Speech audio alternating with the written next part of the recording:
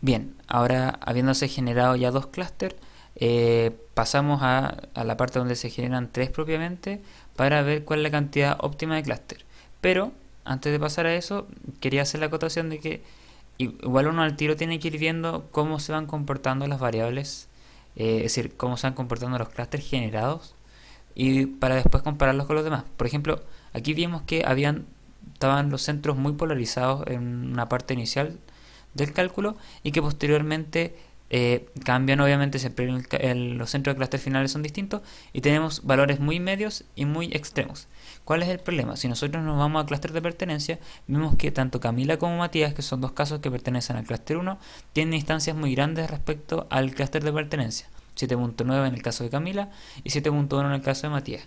¿Esto por qué pasa? Si nosotros nos vamos a nuestra base de datos, nos damos cuenta que tanto Camila como Matías tienen puntuaciones altas en cuanto a nivel de satisfacción con la vida y tienen puntuaciones bajas respecto a la igualdad o desigualdad desde su perspectiva que hay en Chile. Entonces, ellos creen que hay mucha igualdad en Chile en distintas, disculpen, variables, eh, regiones, ingresos, poder, etcétera.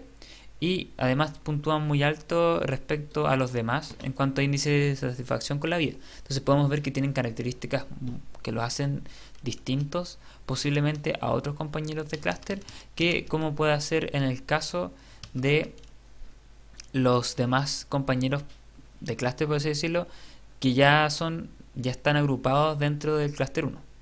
Así en simple. Si se fijan, Camila y Matías tienen distancias muy grandes. Y Sebastián, Esteban, Francisca y Claudio están todos como entre 3 y 4 y todos pertenecen al clúster 1. Entonces, ¿qué es lo que pasa en este caso? Tanto Camila como Matías lo que hacen es aumentar la heterogeneidad interna del clúster 1 y lo que hace que ya no sea tan representativo el clúster, porque como hemos dicho varias veces, lo que se busca es que los clústeres sean lo más homogéneos en lo posible dentro de sí para poder hacer una diferencia significativa con quienes conformen los demás clústeres y ser similares entre sí para poder hacer análisis y poder diferenciar de una manera óptima. Entonces, si nos damos cuenta, todas las variables que se utilizaron para generar los clústeres son significativas, que eso, es decir, estadísticamente está bien, pero nos topamos con ese problema de la posible heterogeneidad interna de los clústeres. Y por esto se necesita un análisis previo, ya sea o un material teórico previo o un análisis de conglomerados jerárquicos, por ejemplo, previo, para generar los clústeres aquí en análisis de conglomerados no jerárquicos. Como bien vimos ya en los videos de la ayudantía pasada y en la misma ayudantía pasada, lo mejor que hacer con estos 10 casos es generar 3 clústeres, porque hay sujetos que puntúan muy bajo como Camila y Matías en cuanto a igualdad o desigualdad en Chile. Hay otros que puntúan medios, que son de Sebastián a Claudio, si no me equivoco, y Diego Florencia y el otro Diego puntúan muy alto. Entonces, esas diferencias que se van acumulando, por así decirse, y diferencian más que nada, o se reflejan mucho mejor en 3 clústeres que en 2.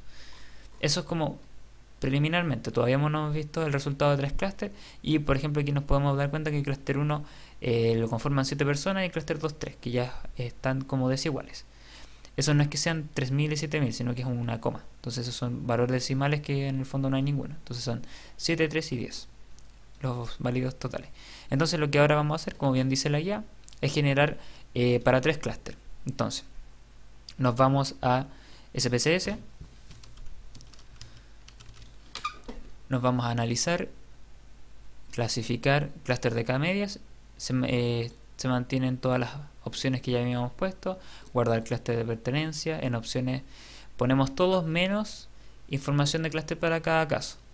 O, bueno, en este caso lo mantenemos, pero en el caso de que se trabajara con mayor número de casos, sobre 20 por así decirlo, ya no es necesario porque nos generaría una tabla demasiado grande y no tiene mucho sentido. Entonces le ponemos número de clúster 3, le ponemos aceptar.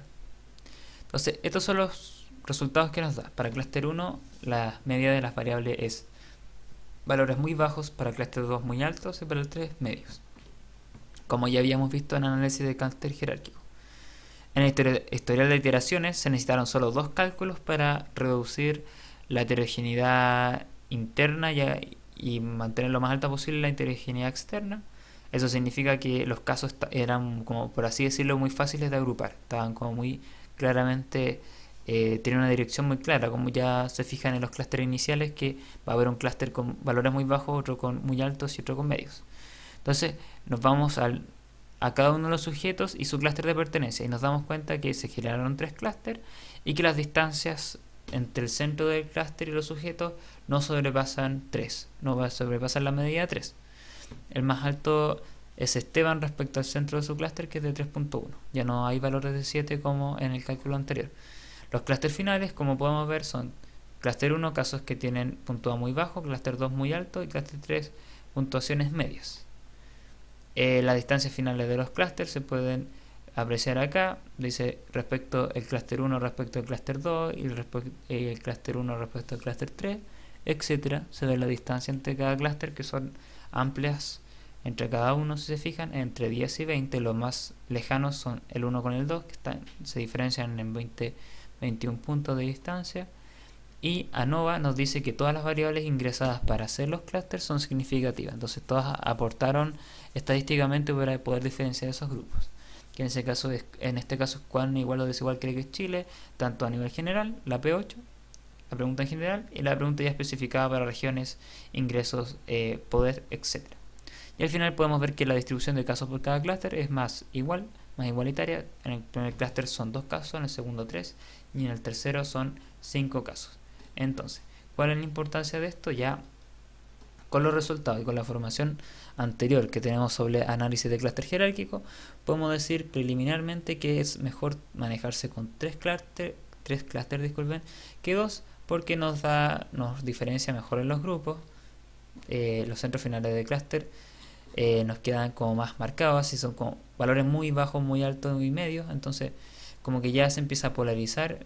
Además de que las variables son significativas con las que se generan, hay distancia grande entre grupos, que son todas las condiciones que se necesitan para hacer los clústeres. Entonces, ya teniendo esta parte, no es que tengamos todo listo. Ya, como bien puse en la guía, después de hacer esto, bueno, vemos que la cantidad óptima de clústeres es 3. Y ahora lo que se pide es generar un análisis de clúster no jerárquico. Bueno, en realidad aquí había pensado primero volver a hacer un análisis de clúster jerárquico sobre las mismas variables, pero no tiene mucho sentido, ya que como la ayudantía pasada hicimos eso, generamos 2 y 3 clústeres, y claro, la idea ahora es hacer un análisis de clúster no jerárquico, o sea, el procedimiento que estamos haciendo ahora, para ya viendo cuál es la mejor cantidad de clústeres. Aquí hice el ejercicio con 2 y 3 para 2 y 3 clústeres y vimos que la cantidad óptima era 3, igual como ya lo habíamos visto y había quedado corroborado en el análisis de clúster jerárquico. Entonces, ya viendo eso, tenemos que validar los grupos que generamos, o sea, validar los 3 clústeres que generamos a partir del análisis no jerárquico. Entonces, ya eso queda para el siguiente video, pero adelanto que va a ser mediante ANOVA, contrastando con el índice de satisfacción con la vida, y mediante chi cuadrado contrastando con nivel socioeconómico.